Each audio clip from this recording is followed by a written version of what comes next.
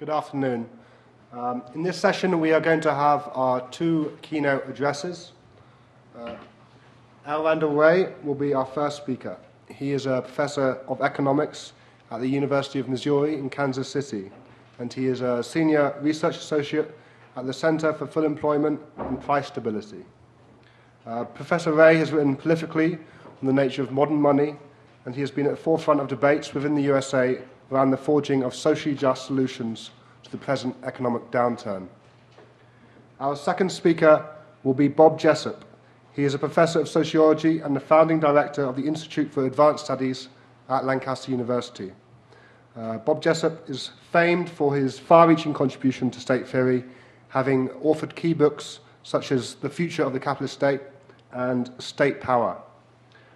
It is a pleasure to introduce both of them to you today because, in my humble opinion, they are both brilliant observers of the contemporary dynamics of capitalism.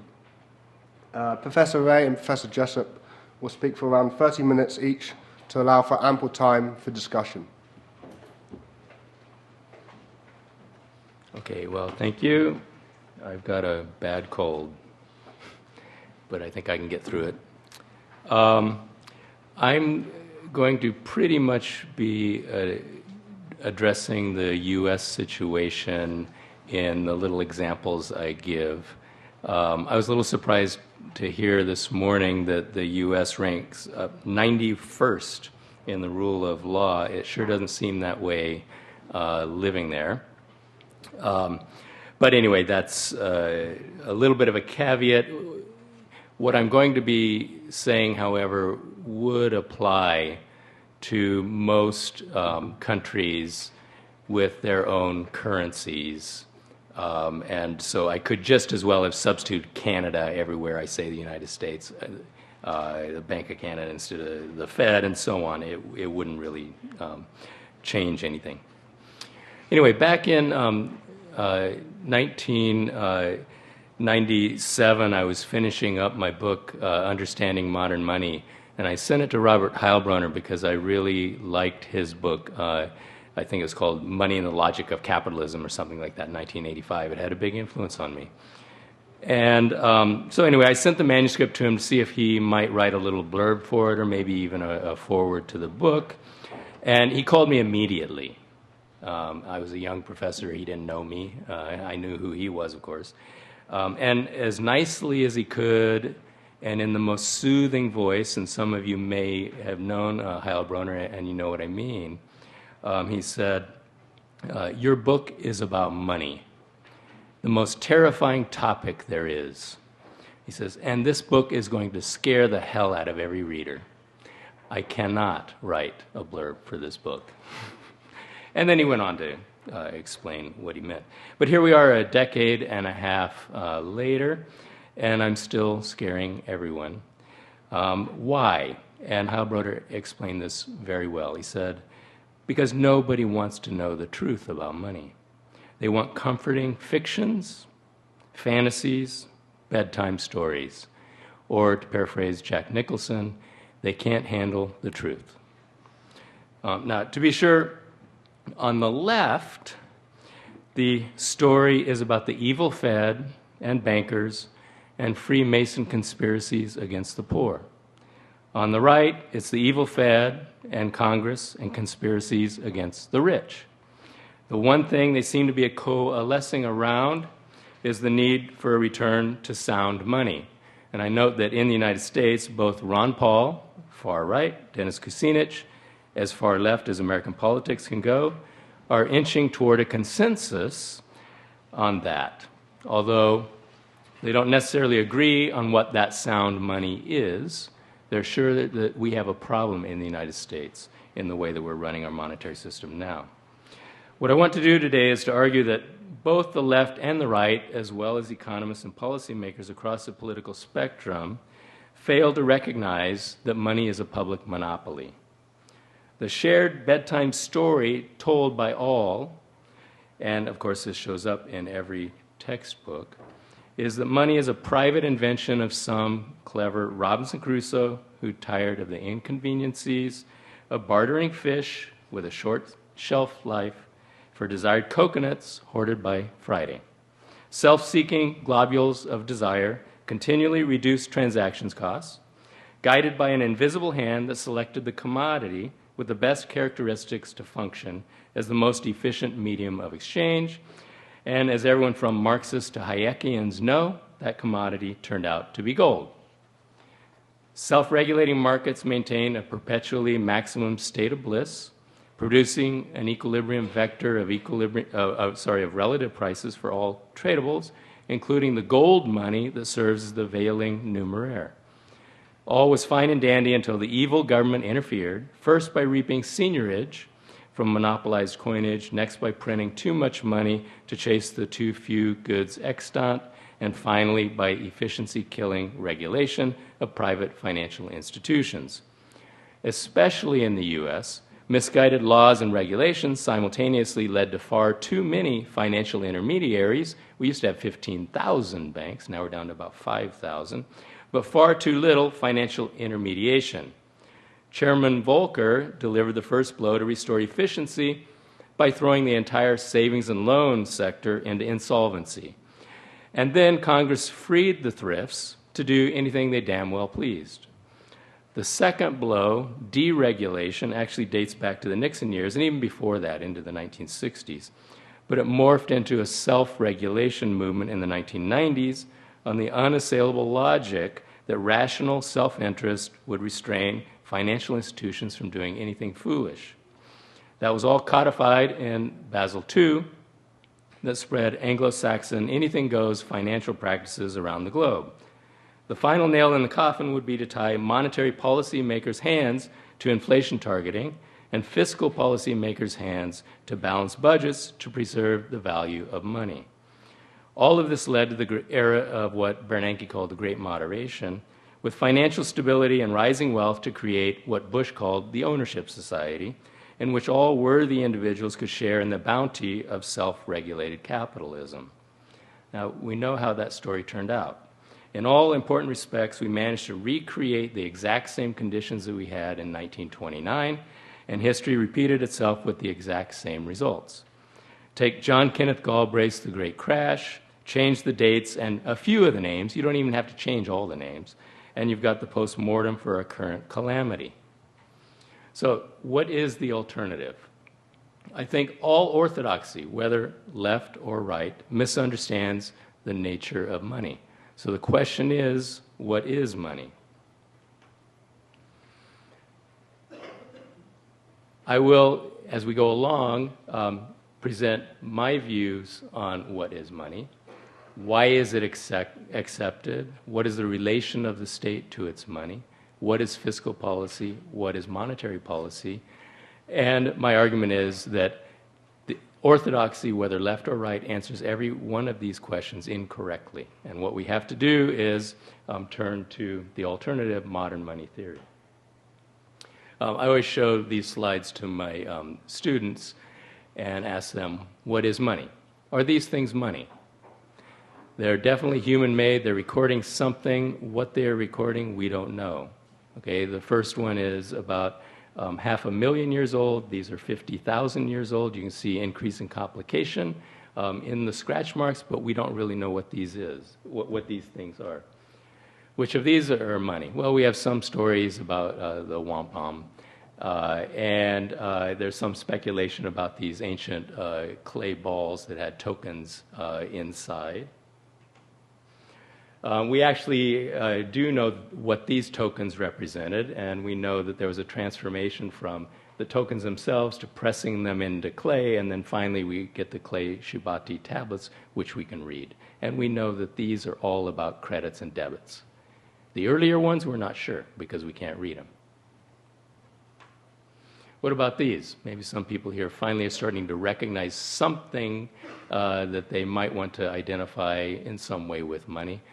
These are the famous tally sticks, and there's the famous fire when the Exchequer was finally allowed to stop using tally sticks and threw them all into the stoves and burned down the Houses of Parliament. Aha! All the students recognize these. Those are money. Then I asked the students, what backs up money? 20 years ago, most said gold. Okay, hardly any students believe that anymore. They know that it's not gold. We can take out pieces of paper, and I like to do that in class and read what it says on the paper notes. Many of the currencies do say something like this note is legal tender. We get to the UK pound, we have a picture of the Queen, and what does she say? She says, I promise to pay the bearer on demand the sum of £5. Okay. So if you present a £5 note to the Queen, she will give you a £5 note. What backs up the currency? People call it fiat. They say there's nothing backing up the currency. That's all there is. Behind the veil of that piece of paper, there's nothing there. So the alternative, what is money? It's a state monopoly. It is a social unit of account. It is the state's money of account. It is a representation of social value. And then we have money things. All those things that I had presented earlier to you are money things denominated in the state's money of account. So let me return to my version of the story. Money is not a commodity or a thing. Never has been. Cannot be. Gold could never have been money. Gold cannot be money. It's an institution, perhaps the most important institution of the capitalist economy. The money of account is social, the unit in which social obligations are denominated. Now, I won't go into prehistory here, but I have done it.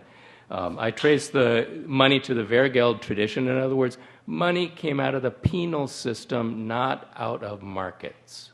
It had to do with recording the debts owed because of infractions of rule or law. And that explains why the words for monetary debts or liabilities are associated with transgressions against individuals and then later against society itself. To conclude, money predates markets, and so does government. As Karl Polanyi argued, markets never sprang from the minds of higglers and hagglers, but rather were created by authorities. The monetary system itself was invented to mobilize resources to serve what government believed to be the public purpose. Of course, it's only in a democracy, and I know that that's an issue here, that the public's purpose and the government's purpose have much chance of alignment. In any case, the point is that we cannot imagine a separation of the economic from the political. And any attempt to separate money from politics is itself political. Adopting a gold standard or a foreign currency standard, dollarization, or a Friedmanian money growth rule, or an inflation target, is a political act that serves the interest of some privileged group. There's no natural separation of a government from its money. The gold standard was legislated. It wasn't natural. Just as the Federal Reserve Act of 1913 legislated the separation of Treasury and central bank operations. And the Balanced Budget Act of 1987 in the United States legislated the ex ante matching of federal government spending and revenue over a period determined by the heavenly movement of a celestial object. These are legislated, they're not natural. Ditto the myth of the supposed independence of the modern central bank. This has been a huge fad in economics for about 20 years. But it's just a smokescreen to hide the fact that monetary policy is run for the benefit of Wall Street. So money was created to give government command over socially created resources. We can think of money as the currency of taxation, with the money of account determining one's social liability. I have to deliver $1 worth of commodities, including labor power, to satisfy the public interest. Often it's the tax that actually monetizes an activity. We don't even get monetary values on the activities until we tax them. That puts a money value on it for the purpose of determining the share to render under Caesar. The sovereign government names what money-denominated thing can be delivered in redemption against one's social obligation or duty to pay taxes. It then can issue the money thing in its own payments that it will accept in tax payments. The government money thing is, like all money things, a liability denominated in the state's money of account. And like all money things, it must be redeemed, that is, accepted by its issuer. This is the fundamental law of debts. They must be accepted back in payment to their issuers. As Hyman Minsky always said, anyone can create money things. The problem lies in getting them accepted. Only the sovereign can impose tax liabilities to ensure its money things will be accepted. That's something fundamental about sovereign power, the ability to tax. But power is always a continuum, and we should not imagine that acceptance of non-money things is necessarily voluntary. We're admonished to be neither a creditor nor a debtor, but all of us are always simultaneously debtors and creditors. And maybe that's what makes us human, or at least chimpanzees, who apparently keep careful mental records of liabilities and refuse to cooperate with those who won't pay off debts. That's called reciprocal altruism. If I help you to beat chimp A senseless, you better repay your debt when chimp B attacks me. The dollar is our state money of account, and high-powered money, HPM or coins, green paper money in the United States, and bank reserves is our state monopolized currency. I usually like to make that a bit broader because in the US we also have treasuries, that is bills and bonds, and treasury bonds really are just reserves that pay higher interest. It's just another, it's like your savings account at the central bank. Reserves are the demand deposit account, and treasuries are the savings account. So I'll include high-powered money plus treasuries as the government currency monopoly. And these are delivered in payment of federal taxes, which destroys the currency. If government emits more in its payments than it redeems in taxes, currency is accumulated by the non-government sector as financial wealth, including the Chinese. We need not go into all the reasons, rational, irrational, productive, fetishistic. Ted Winslow was here earlier, that was for him, that one would want to hoard currency, except to note that a lot of the non-sovereign dollar-denominated liabilities are made convertible either on demand or after some contingency to currency. So many economic units need currency because they've agreed to redeem their own IOUs for it. Since government is the only issuer of currency, like any monopoly, government can set the terms on which it is willing to supply it. If you have something to sell that the government would like to have, an hour of labor, a bomb, or a vote, the government offers a price that you can accept or refuse. Your power to refuse, however, is not that great. When you're dying of thirst, the monopoly water supplier has substantial pricing power. The government that imposes a head tax can set the price of whatever it is you will sell to the government to obtain the means of tax payment so you can keep your head on your shoulders. Since government is the only source of the currency required to pay taxes, and at least some people do have to pay taxes, government has pricing power. Of course, it usually doesn't recognize this, believing that it must pay market-determined prices, whatever that might mean, just as a water monopolist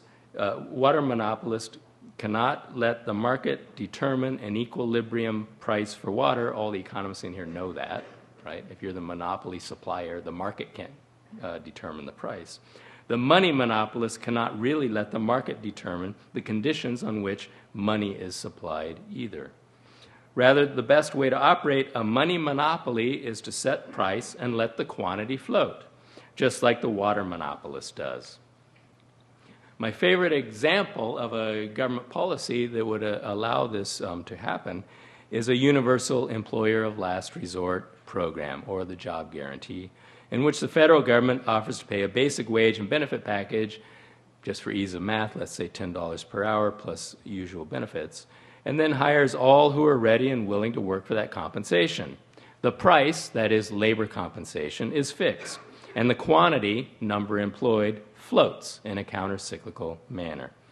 With employer of last resort, we achieve full employment as it's normally defined, with greater stability of wages, and as government spending on the program moves counter-cyclically, we also get greater stability of income, and thus of consumption and production. I said that anyone can create money. I can issue IOUs denominated in the dollar, and perhaps I can make my IOUs acceptable by agreeing to redeem them on demand for U.S. government currency. The conventional fear is that I'll issue so much money that it will cause inflation. Hence, orthodox economists advocate a money growth rate rule. But it's far more likely that if I issue too many IOUs, they'll be presented to me for redemption. Soon I run out of currency, and I'm forced to default on my promise, ruining my creditors. That's the nutshell history of most private money creation. If you've heard of Bear, you did, or Lehman's, or Northern Rock, you know what I mean by this. But we've always anointed some institutions with a special relationship, allowing them to act as intermediaries between the government and the non-government. Most importantly, government makes and receives payments through these special intermediaries. Hence, when you receive your Social Security payment, it takes the form of a credit to your bank account. You pay taxes through a debit to that account. So your bank is acting as an intermediary between you, the Social Security recipient or taxpayer, and the government. Banks, in turn, clear accounts with the government and with each other using reserve accounts, what I'm calling currency, at the Fed, which was specifically created in 1913 to ensure clearing at par. To strengthen that promise, we introduced deposit insurance so that for most purposes, bank money functions just like government money. And here's the rub. Bank money is privately created when a bank buys an asset, which could be your mortgage IOU backed by your home, or a firm's IOU backed by commercial real estate, or a local government's IOU backed by prospective tax revenues. But it can also be one of those complex sliced and diced and securitized toxic waste assets that you've been reading about since 2008. A clever and ethically challenged banker, and there probably aren't any other kinds, will buy completely fictitious assets and pay himself huge bonuses for non-existent profits while making uncollectible loans to all of his deadbeat relatives. The bank money he creates while running the bank into the ground is as good as the government money the Treasury creates serving the public interest. And that banker will happily pay outrageous prices for assets or lend to his family, friends, and fellow frauds so they can pay outrageous prices, fueling asset price inflation. This generates nice virtuous cycles in the form of bubbles that attract more money until the inevitable bust. I won't go into output price inflation, except that there is some connection between the two, because asset price bubbles can fuel spending on consumption and investment goods, or it can spill over into commodities prices. So on some conditions, there's a link between asset and output price inflations that are fueled by the banks that continually lower their lending standards. The amazing thing is that the free marketeers want to free the private financial institutions, but advocate reining in government on the argument that excessive issue of money by government is inflationary. Yet we have effectively given banks the power to issue government money in the form of government-insured deposits, and if we do not constrain what they purchase, they will fuel speculative bubbles. By removing government regulation and supervision, we invite private banks to use the public monetary system to pursue private interests. Again, we know how that story ends, and it isn't pretty. Unfortunately, we now, in the United States, have a government of Goldman, by Goldman, for Goldman, that's trying to resurrect the financial system as it existed in 2006, which was a self-regulated, self-rewarding, bubble-seeking, fraud-loving juggernaut. So to come to a conclusion, the primary purpose of the money monopoly is to mobilize resources for the public purpose. There's no reason why private for-profit institutions can't play a role in that endeavor, but there's also no reason to believe that self-regulated private undertakers will pursue the public purpose. In fact, we can probably go farther and assert that both theory and experience tell us precisely the opposite. The best strategy for a private-seeking firm with market power never coincides with the best policy from the public interest perspective. And in the case of money, it's even worse, because private financial institutions compete with one another in a manner that's financially destabilizing by increasing leverage, lowering underwriting standards, increasing risk, and driving asset price bubbles. That is what competition among financial institutions necessarily generates. So unlike my earlier employer of last resort example, private spending and lending will be strongly pro-cyclical, strongly destabilizing. All of that is in addition to the usual arguments about the characteristics of public goods that make it difficult for the private seeker to capture external benefits. For this reason, we need to analyze money and banking from the perspective of regulating a monopoly, and not just any monopoly, but rather the monopoly of the most important institution in our society. And we have to rectify this. We're headed into another global financial crisis and likely into Great Depression 2.0. We've handed the monopoly power over to Wall Street and tied the hands of government. So the Occupy Wall Street protesters have got it right, I think. You have to cut off the head of the beast, the blood-sucking vampire squid on Wall Street that's completely subverted democracy. Now, many people have reached the same conclusion, not always by the same analysis. Some people have called it financialization. I think that gets us a part of the way there. Jamie Galbraith has a great book called The Predator State. I think that also gets us a good part of the way there. My dissertation advisor, Minsky, called it money manager capitalism, and I think that he has the most comprehensive analysis. But clearly, what has happened is that the financial sector has become far too big. Financial debt has become far too great to service. Here's a picture for the United States. Our debt ratio is 5 times GDP. That means for every dollar of income, we have $5 of debt to service. It cannot be serviced. The financial sector has grown from 10% of value added to 20% of value added. Finance is an intermediate good. It's like putting the tires on the car. You don't need the intermediate good to consume 20% of GDP, 40% of corporate profits. The fire sector is far too big. So this picture demonstrates that.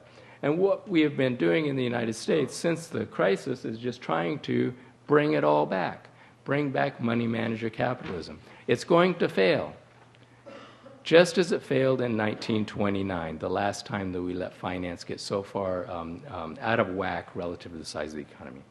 Thanks.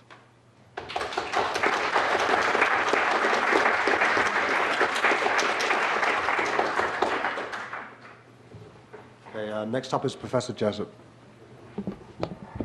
Right, thank you. It's a great pleasure to be here. Thanks to the organizers for inviting me. And what I want to do is something completely compatible with what we've just heard, and to address more generally the question of differential accumulation. In Capital as Power, Jonathan and Shimshon point out nicely, at least to my mind, that I'm one of those who don't agree with them, that's engaged with their work. And for me, the light bulb moment, apart from the book on the political economy of Israel, which has brilliant insights into the nature of the beast, by looking at the periphery and the interrelations between the two in the context of the world market, is the idea of differential accumulation. And the moment that I read it, a little light bulb went off in my head, and I thought, I can work with that. And in a sense, what I want to do is to revisit that light bulb moment of differential accumulation and explore some of its implications for how we might develop a critical political economy. But I also want to raise the question, when we focus on differential accumulation, are we identifying the site of the problem, the explanandum, or are we identifying what it is that does the explanation? Is the explanation for the course, the logic of capital accumulation, differential accumulation and power? Or do we say there's an awful lot of differential accumulation about, how do we explain it? So that, in a sense, is the problem I'm going to set up. And now I'm going to present the outline of the presentation. I'm going to give some guidelines for critique. And I think this is very important. I think that there is an awful lot of unfair criticism about, including unfair criticism of the capital as social power perspective. So I think we need to lay down some guidelines for not only how we critique other people, but how we would like to be critiqued ourselves. And what, as we say in the fable, what sauce for the goose is sauce for the gander. We need to be clear what it means to engage in critique. I'm then going to look at the idea of capital as a social relation, which I think is something shared between the Marxist perspective, out of which I come, and the differential accumulation perspective. And then, rather than launch directly into a Marxist account of differential accumulation, I'm going to take a passage point, not an obligatory passage point. I saw you working on actor network theory just now, but a passage point. I think if we pass through Weber, we can see the limits of the Marxian approach, or at least Marx's critique of capital, and some of the strengths of differential accumulation.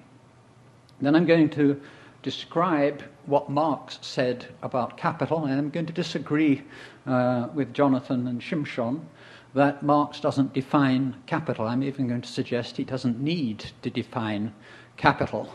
Although if you want to, he was once asked why he didn't define capital in Das Kapital. He said, the whole of Das Kapital and the books I haven't written yet are the definition of capital. Don't ask me to define capital at the beginning, I'll tell you what it is at the end. And I think there's something similar there in differential accumulation. And then I'm going to insist that what Marx developed was a value theory of labor and not a labor theory of value. Tell you what that is and spell out some of its implications for differential accumulation. And I'm going to refer to my Lieblingsstaatstheoretiker, my favorite state theorist, Nikos Poulantzas, on class powers, because I think power is absolutely crucial. But I think we need to think more carefully about what we mean by power. And I'm going to refer more to competition, which I think is the way in and through which differential accumulation occurs, bring in the world market, introduce the contradictio in adjecto, contingent necessity, and relate that directly to differential accumulation, and then draw some conclusions. So even if I don't get there, and you'll no doubt tell me whether I'm running out of time, at least you know what I would have said had there been time to say it, and you can then politely ask me in the question and answer session, could you go back to slide X or Y, and that's what we'll do. So guidelines for critique. We have to present clear criteria for developing a critique, and we have to develop them consistently. We have to focus on the strongest versions of what is to be criticized. Another one of my favorite state theorists, or theorists more generally, Gramsci, drew a distinction between military struggle and ideological struggle. He said in military struggle, you attack the enemy at its weakest point. In ideological and theoretical struggle, you attack the enemy at its strongest point. There's no profit, if you like, in taking out the minnows. You have to take on the big boys and girls. So it's important if you're developing a critique, you go to the core text, the best possible representations of what it is you're criticizing, and not just dismiss those who couldn't argue their way out of a paper bag. You have to present what's to be criticized sympathetically in its own terms before moving to the critique. Otherwise, we don't know whether this is a good critique or a bad critique because we've only got the straw person version of it. And that means you have also to bring out the meta-theoretical assumptions, the ontological, epistemological, methodological principles, as well as the choice of entry point and the standpoints for the analysis of the complex reality, and in addition, look at the substantive specific concepts and claims. And you have to be willing to apply the same criteria to your own work in order to always identify comparative strengths and weaknesses. And that's the spirit in which I've approached differential accumulation, and why my light bulb went off in my head, and why I've continued to read the literature on differential accumulation and capital as power with great interest, whilst disagreeing with it in some respects. Now I want to address the capital as a social relation. One of my favourite quotations from Capital 1, Mr. Peel took with him from England to Swan River, West Australia, means of subsistence and production to the amount of £50,000. Mr. Peel had the foresight to bring with him, besides, 3,000 persons of the working class, men, women, and children. Once there, Mr. Peel was left without a servant to make his bed or fetch him water from the river, the reason being they buggered off with his cattle, his tools, his instruments, and so forth, because there was nothing to stop them doing so. Unhappy Mr. Peel, who provided for everything except the export of English modes of production to Swan River. And then Marx goes on, in the colonies, property and money, means of subsistence, machines and other means of production, does not stamp a man as a capitalist if there be wanting the correlative, the wage worker, who is compelled to sell himself of his own free will. Capital is not a thing, but a social relation between persons established by the instrumentality of things. I once said that to John Law to prove to him that Marx was one of the earliest actor network theorists. But we might also want to say that it's not just a social relation between persons, but also corporate persons. But what you see clearly there is it's hard to define capital as a thing. It has to be defined as a social relation, and as a social relation, it's also a power relation. The key is to discover what kind of power relation this is. Now, I'm going to turn to Weber, who also fails to define capitalism, but has, as a good verstehender Soziologe, an interpretive sociologist, an interest in modes of orientation to profit. And this is in the general economic history, it's in economy and society. He says that what is characteristic of capitalism is an orientation to the calculation of opportunities for profit. Mostly, at least in modern capitalism, calculation of opportunities for profit on the market, but you can calculate opportunities for profit, opportunities, if you like, for differential accumulation in a number of different ways. And he has three subtypes or submodes of capitalism. Rational capitalism, two modes, trade in free markets and capitalist production, capitalist speculation and finance, three modes of political capitalism, predatory political profits, profit on the market from force and domination, profit from unusual deals with political authority, and finally traditional types of money deals. It's an interesting exercise that I sometimes set my students to speculate on the origins of the global financial crisis in terms of these six modes. And unusual deals with political authority, predatory political profits, capitalist speculation and finance spring to mind more than the tendency of the rate of profit to fall in mode one, although they're clearly interconnected. Now, what's the significance of this figure? If we bring it back to differential accumulation involves, at a minimum, all six modes of orientation to profit.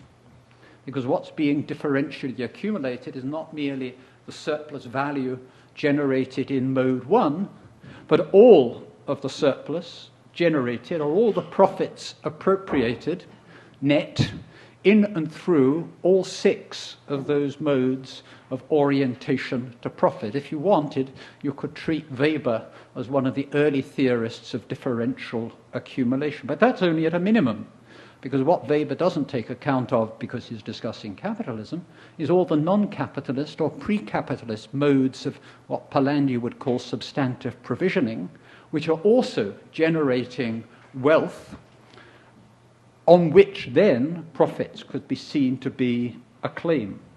So differential accumulation, in a sense, is very wide-ranging, very broad-ranging in what it takes into account. Now, if we compare that with Marx, Marx is mostly in mode one in terms of free trade and capitalist production. He certainly says things about the other kinds, but he's engaged in an entirely different theoretical exercise than engaging in the study of differential accumulation. He's trying to make sense of, in his own language, the capitalist mode of production as a self-reproducing, self-valorizing mode of production. And that does not exhaust and never could exhaust a capitalist economy, let alone the world market. So there's a major difference between what Marx is setting out to do and what the potential of differential accumulation as an object of analysis might be. Nonetheless, Marx does give us a definition of the capitalist mode of production, not at one point in his text, but over time, as the analysis is concretized and complexified. And this is just a quick run through. I'm not going to develop this because that would be a different lecture. Wealth appears as an immense accumulation of commodities. So already we know that Marx isn't interested in the forms of wealth in general, but just a particular mode in which wealth is present, the ungeheure Warensammlung of commodities, the immense accumulation of commodities. The commodity form is generalized to labor power, which is a fictitious commodity, but treated as if it were a commodity. There's a duality of labor power as concrete labor and labor time. The capital accumulation can be understood as a political economy of time, with a constant rebasing of abstract time leading to treadmill effects. In that regard, I would disagree that the basic unit of Marxian analysis is abstract labor as if that were some fixed quantum. It is continually being rebased, and that's one of the reasons one can't define abstract labor. It's a reference point rather than the equivalent of a util in neoclassical economics. The key role of money as a social relation in mediating and modifying profit-oriented, market-mediated accumulation. I just want here to add one sentence that I don't think that money is merely an intermediary or a veil in capital accumulation, but it has its own quite specific effects. I wouldn't go all the way with Randall in terms of it being a product of the state. I think there are two different types of money, each with their own different types of effect. That which is created by the state, and that's the origins of money, and then various forms of private monopoly, and they're in competition with each other. There's an essential role of competition in the dynamic of capitalism, and finally the market mechanism cannot secure all the conditions of capitalist reproduction, even if we ignore the labor process itself. In other words, there always has to be an extra economic outside to the capital relation. Capitalist power presents that in terms of what I would like to call the difference in unity of the economic and the political, that there isn't a separation between the economic and the political. I think that's already there in much of what Marx has to say, and it's absolutely crucial that one doesn't try to confine the analysis of capital to profit-oriented, market-mediated relations. How might I develop that? I want to go back to one of something like 26 different drafts or plans for capital and refer to the six-book approach. A six-book plan for the critique of political economy with 3 or even more missing books. Some people say wage labor is already part of Das Kapital. Others, like Michael Liebowitz, thinks that he probably would have written another book on wage labor where he approaches the analysis of capital accumulation from the viewpoint of wage labor rather than from the viewpoint of capital. But clearly missing are a book on the state, a book on foreign trade, and a book on world market and crisis. What does that matter? Why does that matter? If one were to look at some of the things Marx did write about in the context of the missing 6 books, you would have to bring in order to provide account of, in these terms, differential accumulation, or in Marx's terms, capital accumulation at the horizon of the world market, an account of the state, including economic and social policy, fiat money, tax, fiscal crisis, relative to this morning's presentation.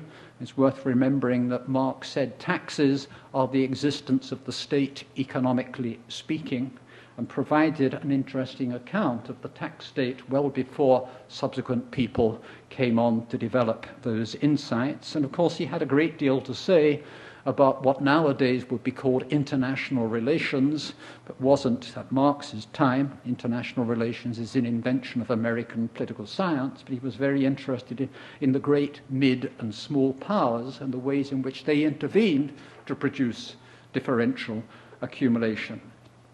He had interesting things to say about foreign trade, geoeconomics, the global division of labor, colonialism, imperialism, and finally, and this was to be the culmination, not the starting point, the world market and crisis, the nature of world money, the way in which the full integration of the world market generalizes and intensifies the contradictions and produces contagion effects, and the impossibility of managing crisis. Now, why have I introduced the six-book schema?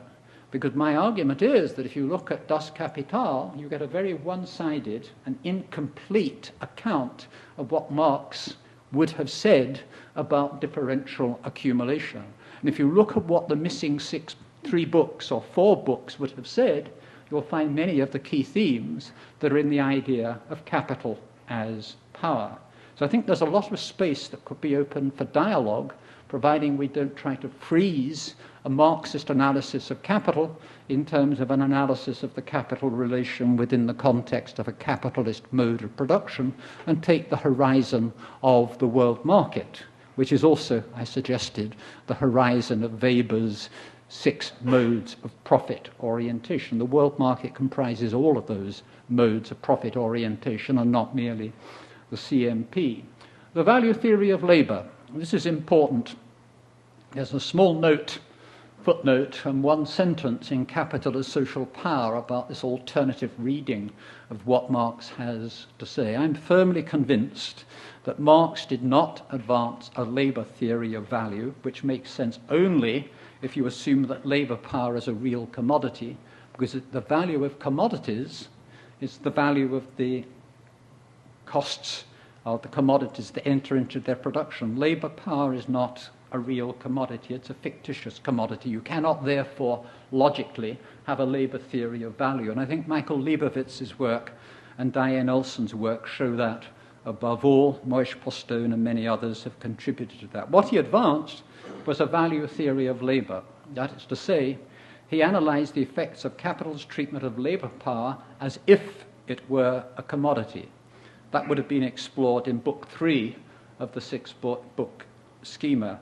And if you take a value theory of labor, what are the effects of capital's treatment of labor power as if it were a commodity? You have power relations at the heart of the analysis of the capital relation. All the key tendencies, crisis tendencies of the capitalist mode of production can be derived from that entry point into the analysis of capital. Now, why could Marx see that and others couldn't? Why did the classical political economist miss it? Because he took the viewpoint of the working class, not of capital, and was therefore much more able to see that labor power was not just one Ricardian factor of production among others, not just one thing among others, but living labor with its own creative power being exploited. Linked to that is, and these, I think, absolutely critical innovations on the part of Marx. Grossman brings this out above all. Before Marx, there was little analysis of the political economy of time. Afterwards, people understand that there is a political economy of time. And of course, power is also a temporal relation. Capital relation is temporal, not just located in time. And these are some of the key concepts. I'm not going to go into them now, apart from picking up 2 or 3 that are absolutely crucial in order to understand differential accumulation from the viewpoint of a political economy of time. Socially necessary labor time, we've all heard of that. Socially necessary turnover time, which is David Harvey's contribution in Limits to Capital. And I would add an increasingly important naturally necessary reproduction times of nature, the attempt to speed up the reproduction of nature and to gain a competitive edge by being quicker to market in terms of what would normally be considered natural products. All of those sites of time, with all of their different temporal horizons, rhythms, cycles, tendencies, counter-tendencies, and so forth, from Kondratiev long waves through to the rhythms of the labor process inside a particular factory, are an important part of differential accumulation. Now back to Poulantzas. He argues, and I think this is one of his most important contributions, that there are economic, political, and ideological class powers inside the relations of production. It's not economics is the economy, and then politics is the political system, and out there in the ideological state apparatus is the ideology. He says all of these class powers are present inside the labor process.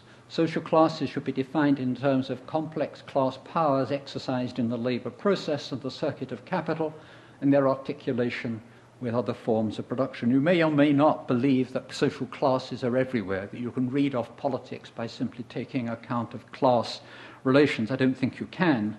There are many other types of power that affect differential accumulation than class power, and this is one of the fields opened up by differential accumulation. So what does it mean to say there are many types of class power inside the economy?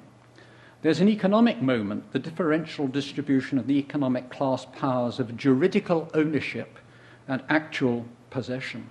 A political moment grounded in the relations of authority inside the labor process, different types of management and so forth, independently of whether there's a state or not. And then an ideological moment to do with the manual mental division of labor, its role in subjectivation of lived experience. In other words, power is absolutely crucial even from a rigorous Marxist analysis of the organization of the labor process, let alone beyond. I'm keeping an eye on the time, so I'm just going to let you briefly get the idea that there are different sites of class domination, the economic, the political, the ideological, and each of those represents specific ways in which power gets organized and in which it intervenes. I hope to have shown through my sixth book entry point into differential accumulation. A little more on competition, and I think if you note that I said that for Marx, competition was absolutely crucial to understanding the dynamic behind the capitalist mode of production, I think one could rephrase that. Competition targets and also creates differential accumulation.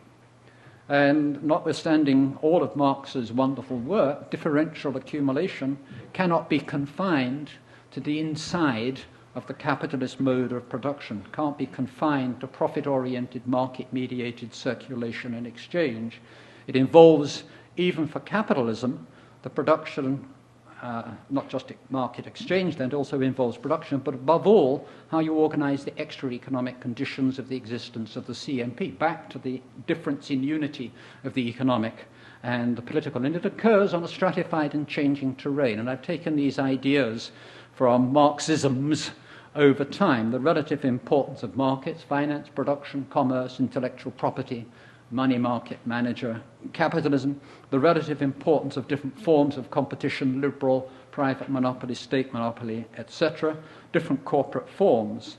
Competition starts inside firms, and that's also already power, but it goes well beyond. That if you follow through the chains of power, rather than commodity chains, it takes you everywhere.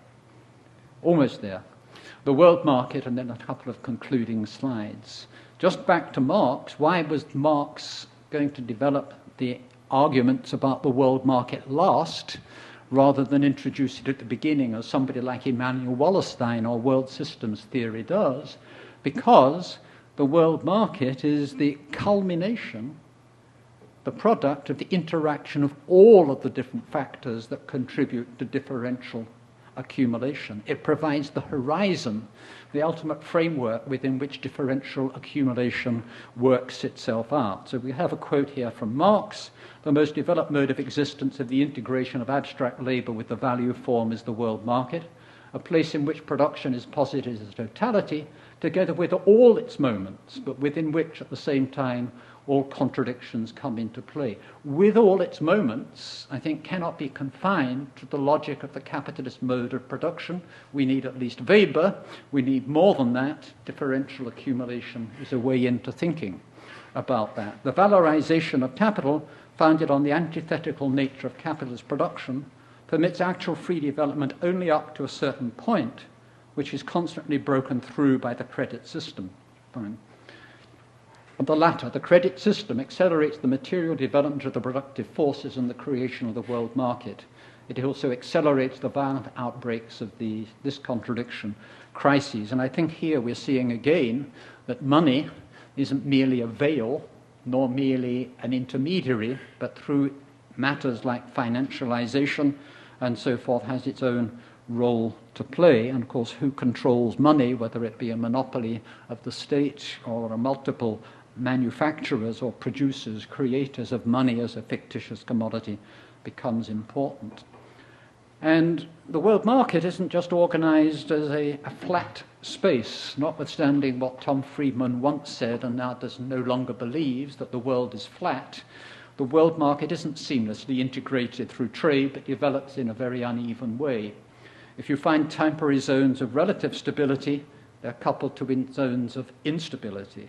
They're linked to unequal capacities to displace or defer basic contradictions, crisis tendencies, and conflicts.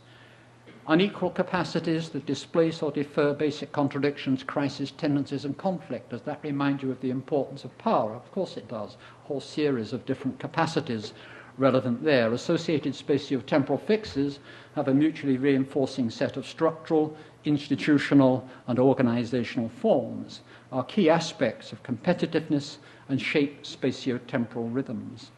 But this uneven development continually disrupts established fixes, their associated identities, subjectivities, modes of calculation, spatio-temporal horizons of action, which re-triggers all of those power struggles that led to the establishment of particular institutional and spatio-temporal fixes.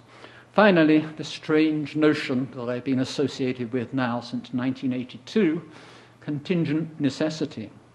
De facto causal determination, in other words, the necessity of entities, relations, mechanisms, processes, and events, and their ex ante indeterminability. So it's not a contradictio in adjecto.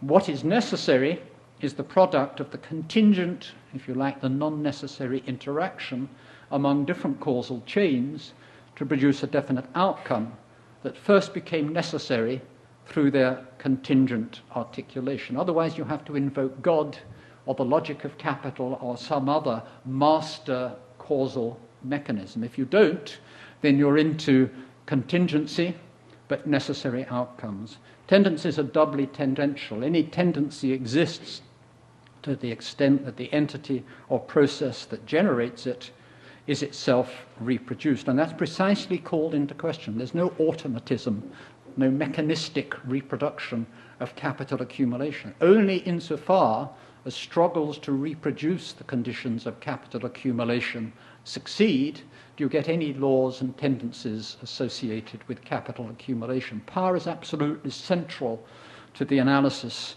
of differential accumulation. Also, and here I think I disagree slightly with the critique of Marxism in Capital as Social Power, Marx doesn't objectify his tendencies. They are there only to the extent that capital accumulation, the capital relation, is reproduced. So again, power is absolutely foundational.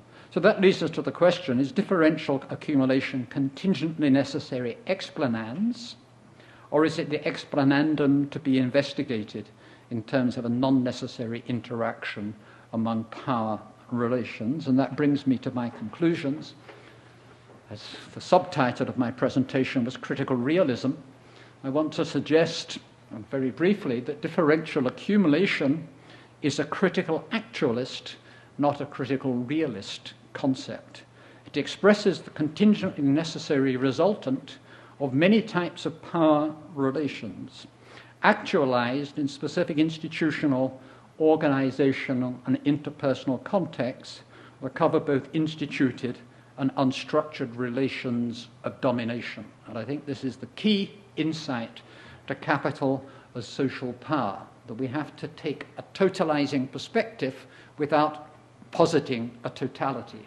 And what connects differential accumulation in all of the contingently necessary types of power relations that produce it is precisely the notion of power. But the key question then is that the Explanans, does it explain dominant capital, or the Explanandum, how do we explain differential accumulation as a contingently necessary result?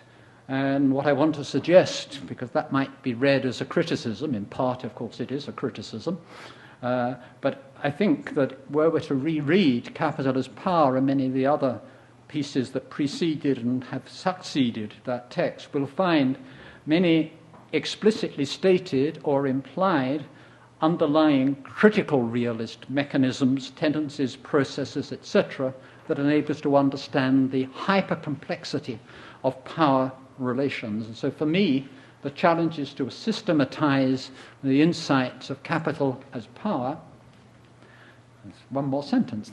Systematize the insights of capitalism as power with some of the other contributions, including those of a rigorous Marxist critique of political economy, but also other insights from institutional and evolutionary economics. And this is my last statement.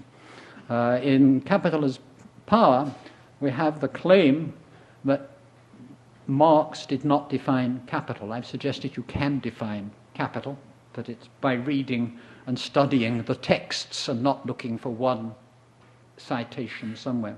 I think we might throw out to Capital as Power, where do you define power and its mechanisms? You tell us that capital is a mode of power. You don't tell us what other types of power are, what the limits to capitalization or the capitalization of power might be, what the alternatives are.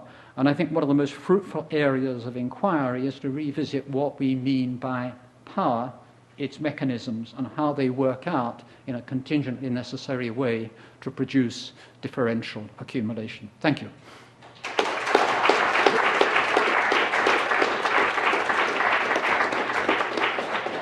Thank you very much. Could Professor Wray and Professor Jessop just sit here so they can address the audience? Okay, we're firstly going to just take a round of 3 questions. Please put your hand up if you want to question either Professor Jessop or Professor Wray, or make a comment. Yes, you at the back, please.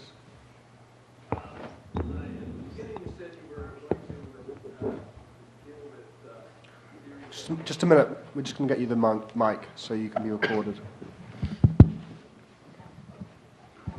You mentioned as a principle of ideological critique that you should take the theory at its strongest. Well, I don't recognize Marx's ontology in the way you describe it. In Marx's ontology, the labor-capital relation is a relation that embodies self-estrangement. And self-estrangement in Marx is his understanding taken from Hegel of how human being develops through labor. And what it in the case of the capital wage labor relation, both the capitalist and the wage labor exist in self-estrangement, and there is a human development that results from that, which is the ultimate source of crisis. But we go from a situation of greed. So Weber is not very useful to us, because Weber is always insisting that everything is instrumentally rational. I don't think that's Marx. Occasionally makes statements that suggest that that's what he thinks the capitalist is up to, but that would be falsified by the most recent financial crisis. So I don't think that instrumental rationality is a way of understanding capitalism entirely. And anyway, true wealth is the full development of human capabilities and the actualization in life of a truly good life, which requires the development of these capabilities and knowledge of what a truly good life would be. It's taken from the Greeks. So I don't recognize Marx in what you say about it. Another 2 questions, please. Jeremy and then John Shaw.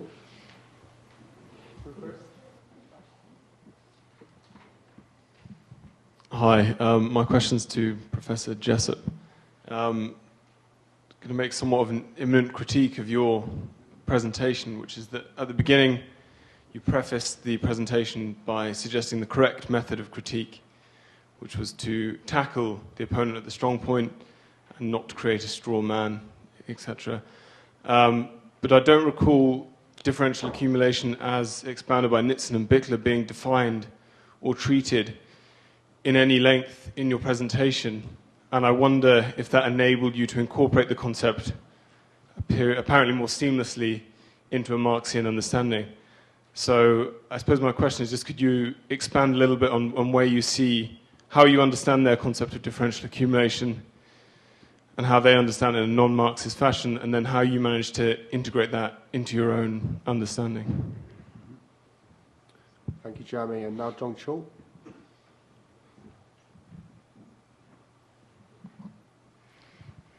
I'm very happy to hear Professor Randall's speaking today, because I remember myself very impressed by your work a few years ago. I have one question about the origin of modern banking and modern money. So as you know well, you might know well, the first bankers in the West who made for the first time history is the modern money, modern form of paper money is Goldsmiths bankers. But Goldsmiths banker is a private banker. Their money at the time will circulate in the community in the London and the England and large. Even though their paper money was not accepted, was not officially not accepted by the English government. So how you explain this? Yeah, private bankers' money became the major form of a means of payment at the time, without support of the government, official support of government.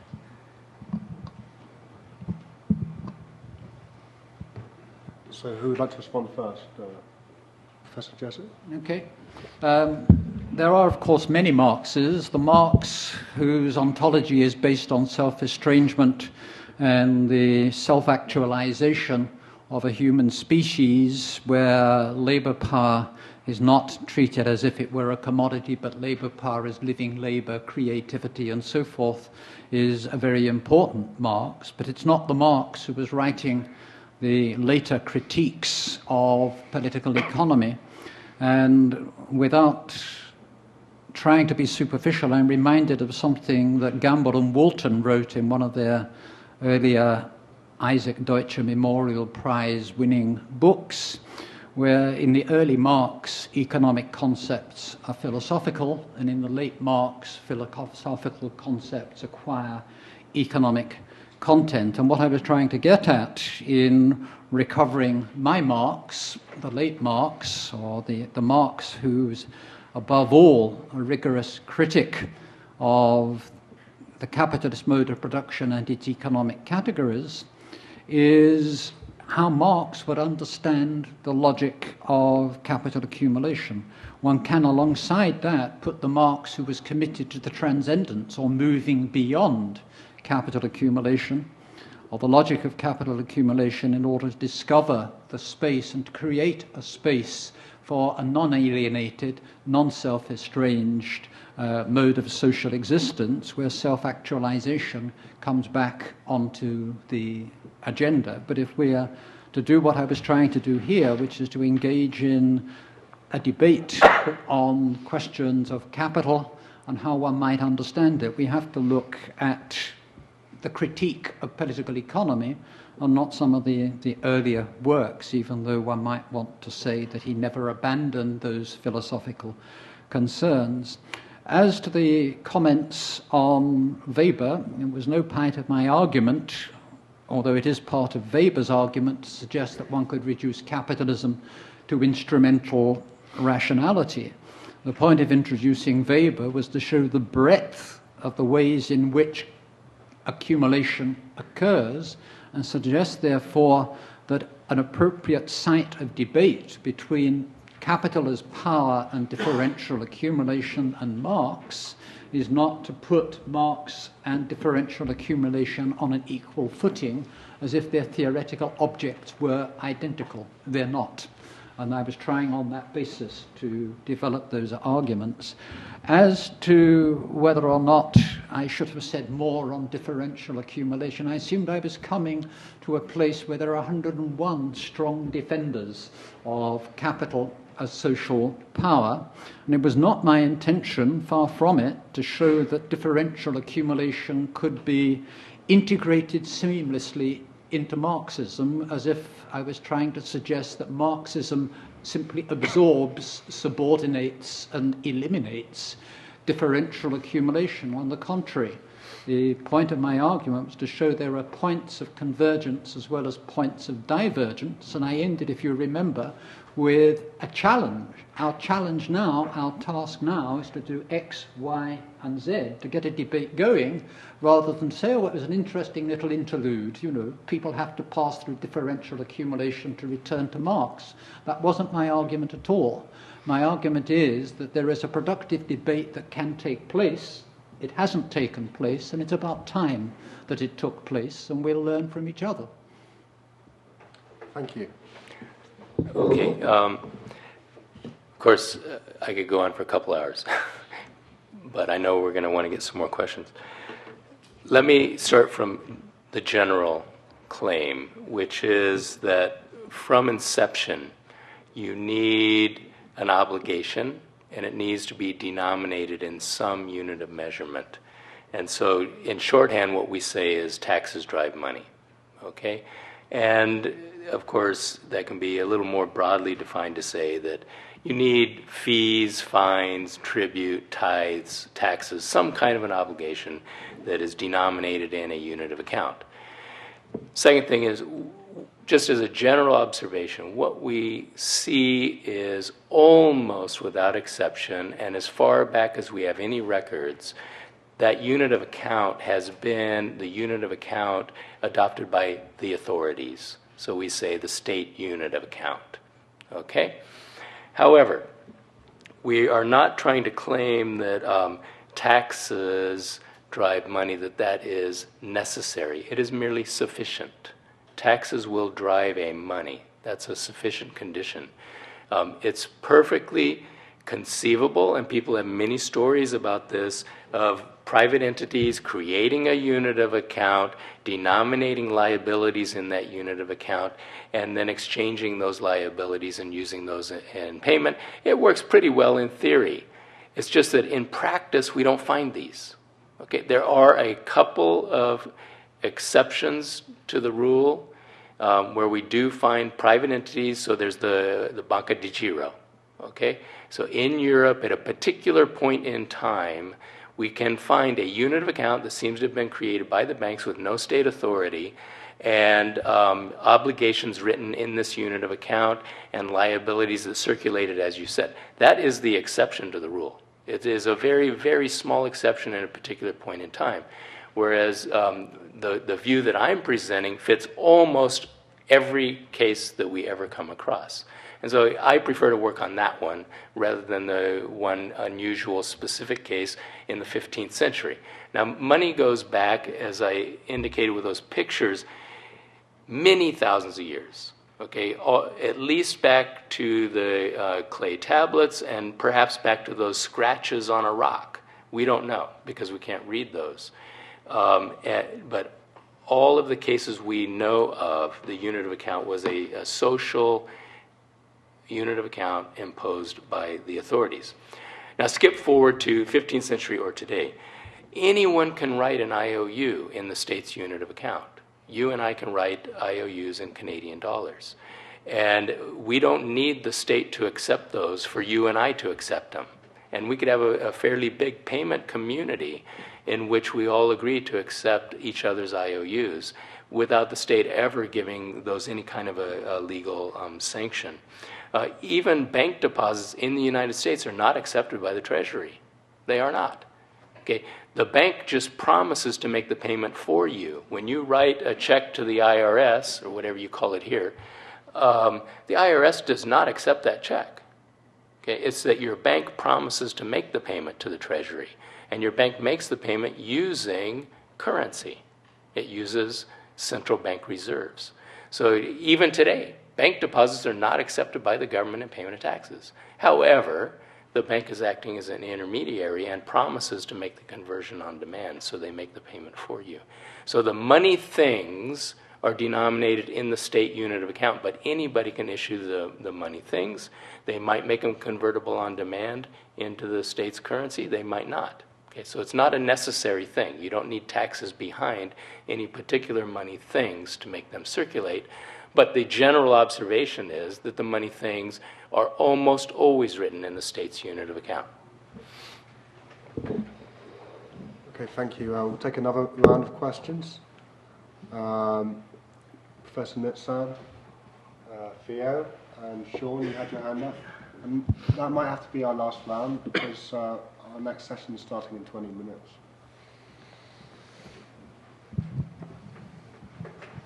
My comment is for Bob. You raised many issues, and many of them actually are thought-provoking. I can pick up only on one.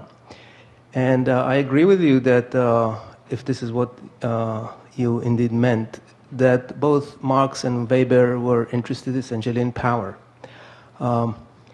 I think that as far as Marx is concerned, he wanted actually to develop a science. And I know these days it's not very fashionable to say so. People argue, no, he did not want to develop a political economy as a science, but wanted to develop a critique of political economy, and he had no interest in science. Well, I think the written facts dispute that. Marx, in Anti-During, Engels basically writes, and I'm reading, these two great discoveries, the materialist conception of history and the revelation of the secret of capitalist production through surplus value, we owe to Marx. With these discoveries, socialism becomes a science. The next thing was to work out all the details and relations. So as far as Engels is concerned, Marx's project was certainly a scientific project, and Marx himself says that what he has an advantage over the classical political economists is that he has an explanation for one thing for which they don't, and he can explain profit and accumulation in a material way. And that material explanation rests on surplus value. And that's why he called his book not Das Labor, although I agree that he was interested in the notion that labor acquires a value, but he was interested really in how labor becomes subservient to the logic of the system, and that's the logic of accumulation. So essentially, in the final analysis, he does try to actually come with some sort of a quantitative explanation of this quantitative logic that he starts with commodities. Commodities have a value, and that's the logic, the quantitative logic of the system. And I think that in that endeavor, he failed because he was locked into the 18th and 19th century, the materialist mindset of Adam Smith and Ricardo.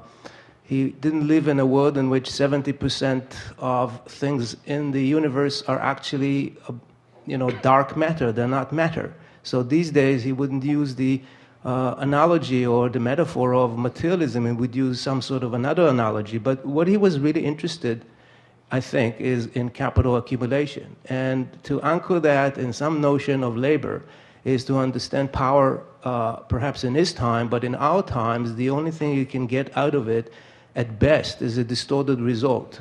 At worst, you get no result whatsoever because labor is not something that can be homogenized, unified, and so on. So I think this is the main reason why we felt necessary, because we started as Marxists or amateur Marxists, we felt necessary to look for an alternative because this was not really working.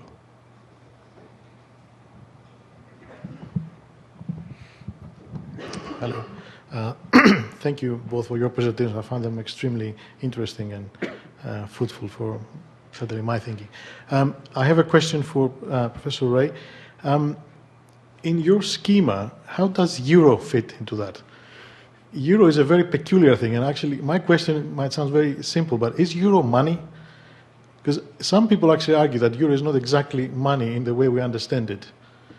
It's something that was created by banks. It doesn't have the authority of a state. And if you actually read what euro says, it doesn't say anything. It just says gives a number and that is produced by the European Central Bank. So I wonder, how does in your schema euro functions, and how in that respect, the second kind of a related question is, how then do we have this situation that is emerging now, where the Eurozone sovereign countries are going to give away their sovereignty to something that is not sovereign, which is the European stability mechanism and what is effectively federalism without accountability? Thank you.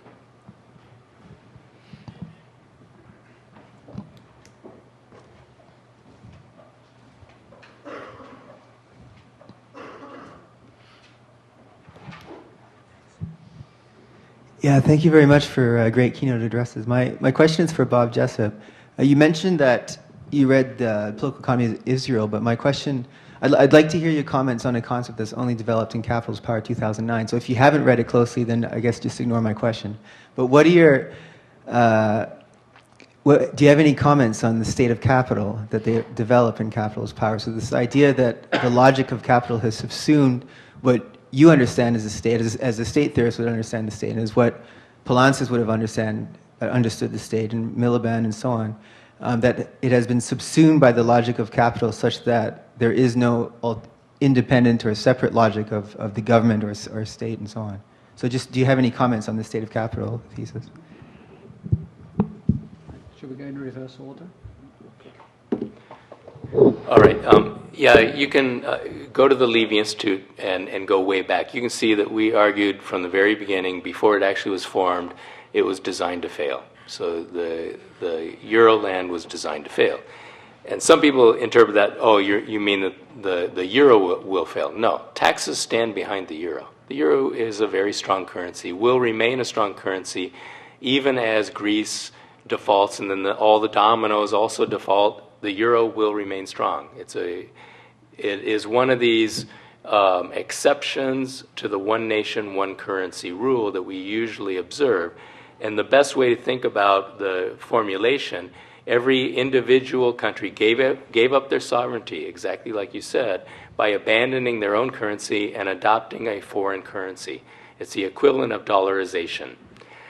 It had a little bit more flexibility than a normal dollarization, because there always was the expectation in markets that if one country got in trouble, probably the ECB would come in and bail them out. The European Parliament couldn't do it because its total budget is only 1% of Euro GDP. It would be like having Washington, the Treasury, has a budget of 1% of GDP. Could it bail out the states? No, it couldn't do it. But the ECB could, and as we've seen, it has done a little bit of bailing out. So it turned out the markets were right. There was a little more flexibility designed into the system than there is into the normal dollarization.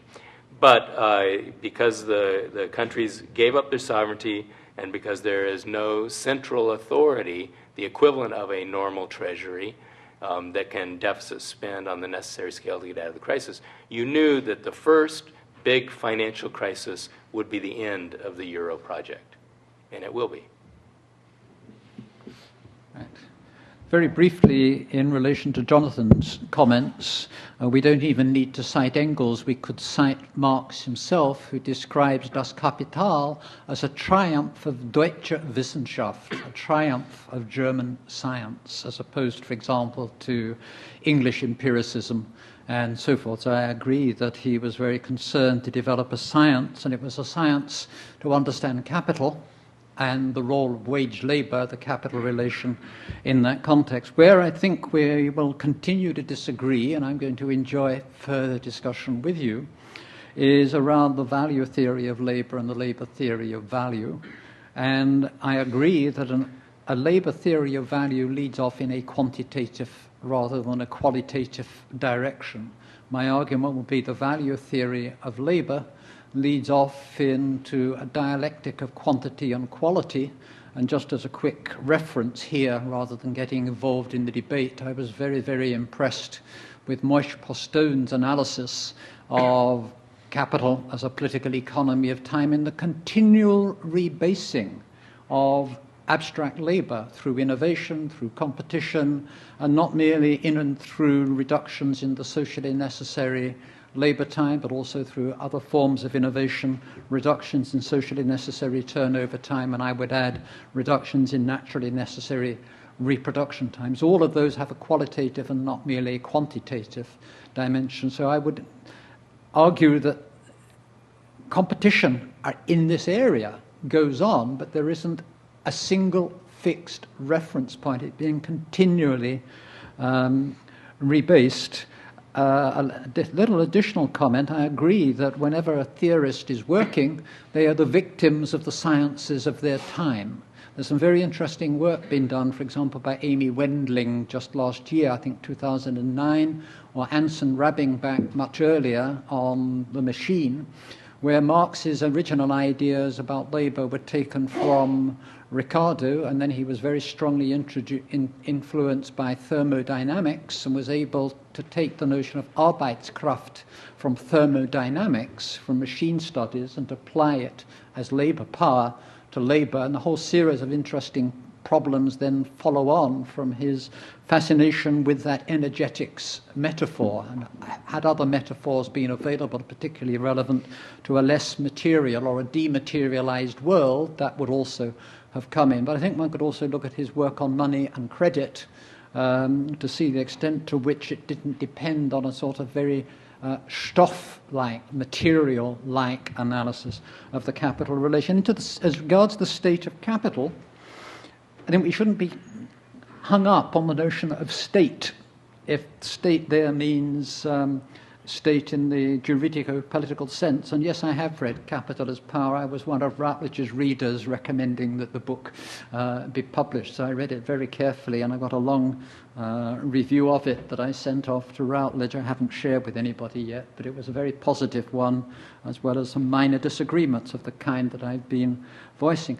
The point I would make is that I do not see differential accumulation as an attempt to provide an explanation for the totality, the ensemble of social relations, nor do I think Capital as Power attempts to do so, because capital is described as one of the modes of power. If it's one of the modes of power, there are other modes of power.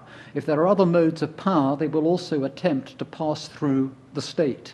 In other words, the state, in its juridico-political sense, or in its Poulantzasian sense, as a social relation, will perhaps be dominated by the logic of the capitalization of power, but I guarantee there are other competing state projects and other competing, I call them Vergesellschaftungsprinzipien, other societalization projects, which may be theocratic, Islamic republics, or racial apartheid states, and so forth, which interfere with the pure logic of the capitalization of power. So I would not argue that you can reduce the state to the state of capital, but the state is necessary for us to understand the state of capital, where the state of capital is a continually redefined set of conjunctures of differential accumulation. And that's it. Okay, thank you very much, Professor Wray and Professor Jessop, for two very informative and enlightening presentations. We're running on a very tight schedule today. Unfortunately, we're going to have to bring in our next panel in just 8 minutes.